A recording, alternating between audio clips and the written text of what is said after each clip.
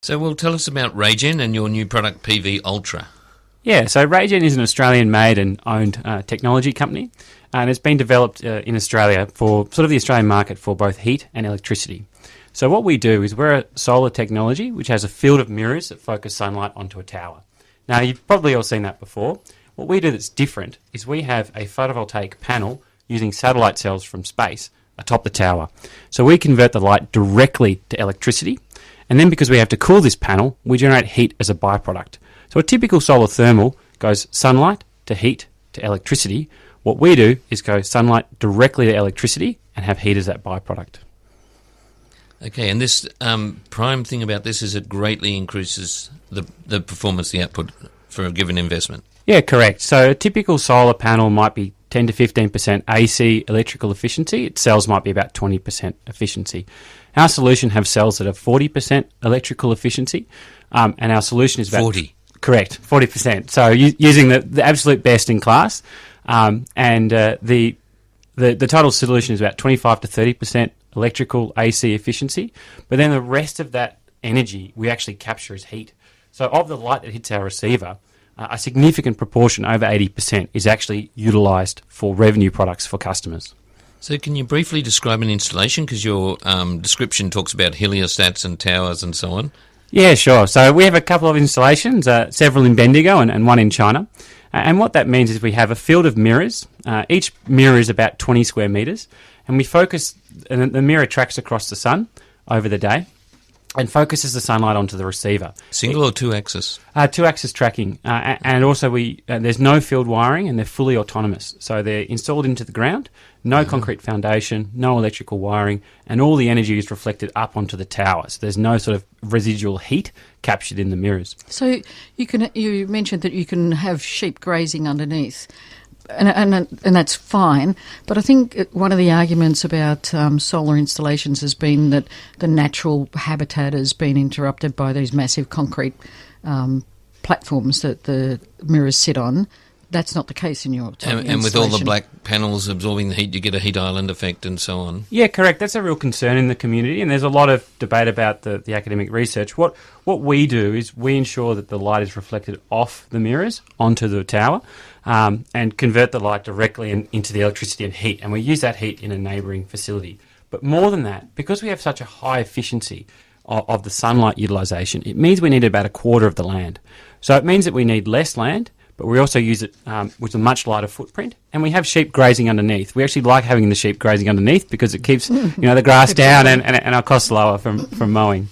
The other thing with that is that you've got a solar charged motor, two-axis tracking as using solar, which I thought was quite elegant. Yeah, we have a small silicon solar panel, so we use the best solution as required, and that has a small battery in it as well, so it tracks the sun across the day. One of the ways we've managed to save on cost is we use quite low precision drives, and then we have a very sophisticated software solution developed in Australia that gets a really high performance out of those drives.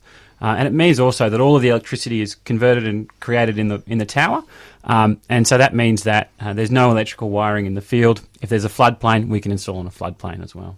Researching this, I was just absolutely staggered at the brilliance of it. The modern generation of the old dish idea, using the expensive but very small area of solar cells, being able to use such high temperatures by cooling them. What sort of heat is generated out of this? How useful is that heat? The temperature of the heat is approximately 95 degrees Celsius. So right now that heat is really perfect for dairies that need to pasteurise or food processing or abattoirs that need to do sterilisation. And the other attractive thing about that temperature is it's really easy to store. So our electricity we produce is intermittent, like every other solar technology. The beauty of the heat is that it is fully storable. So we put it into a hot water tank and use it in the factory.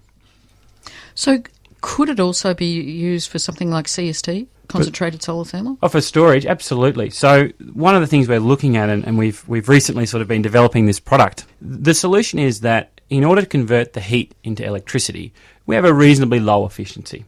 So one way we're going to really improve that is by reducing the temperature of the cold side of a heat turbine.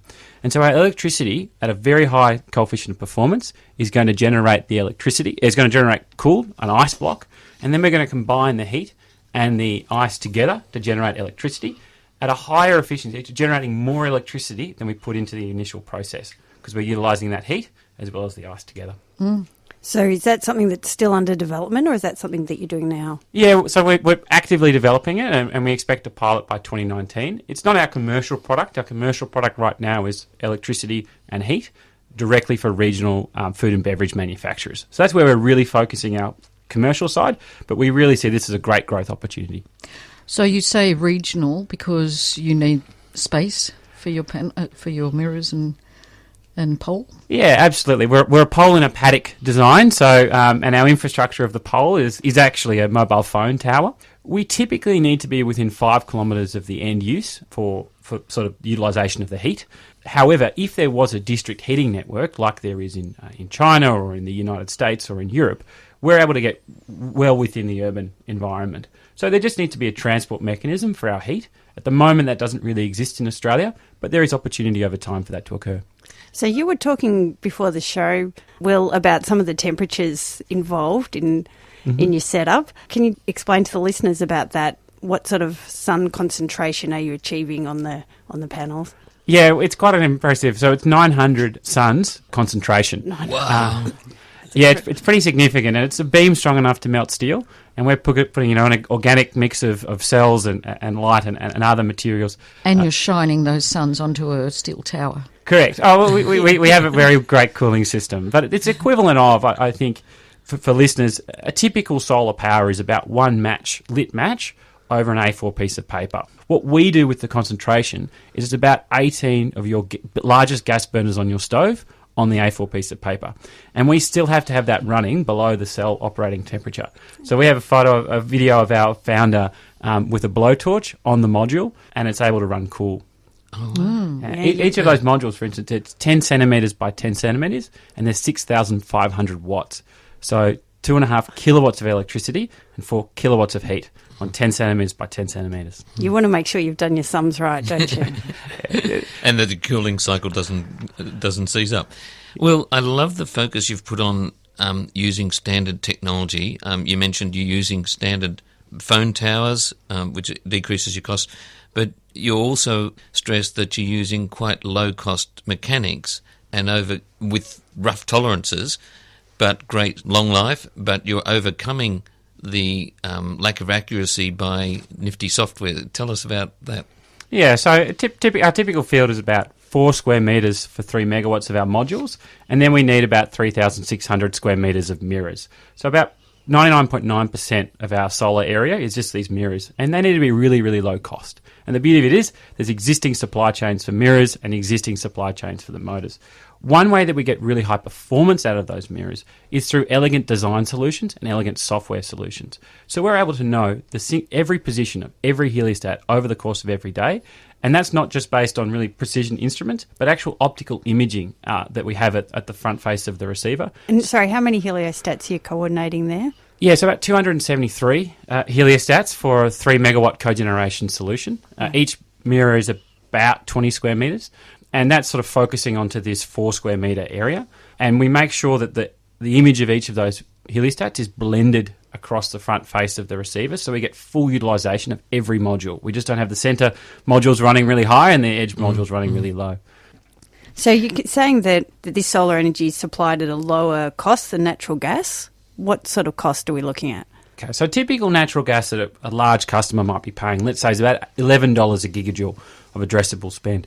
Our solution, you're sort of looking at the point around $8 a gigajoule as a price point, and that's prior to subsidies. So certain states have subsidies. If they do, they're generally about $2.50 a gigajoule. So it means our price point is about $5.50 per gigajoule, and that's about half the price of natural gas.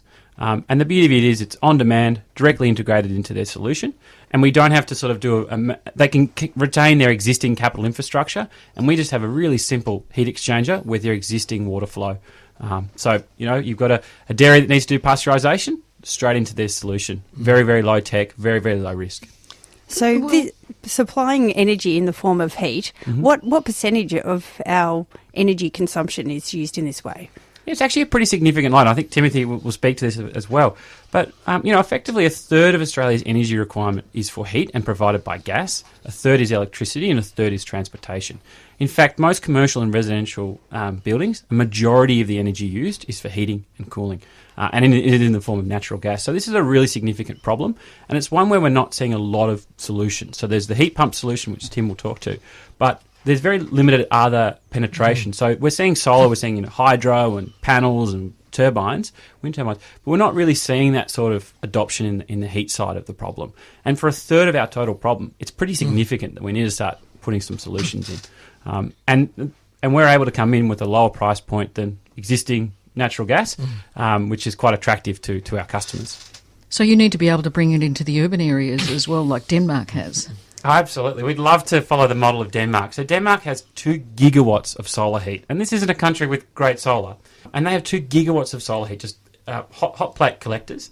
But in order for them to get the heat into their winter months, they have dams that are filled with hot water during summer. And then they run through the streets with underground piping that provides all the houses with heating during the winter months. So they store the heat from summer through to winter. It's a really clever idea from those days. That's incredible. And very cost effective too. Just a final question on the scale of this. It's between the small PV setups, domestic and, say, factory roof and so on, and the large-scale CST where you need square kilometres of mirrors. This thing, it's not something that's suitable for your domestic backyard. It needs more scale than that, doesn't it? But it's still...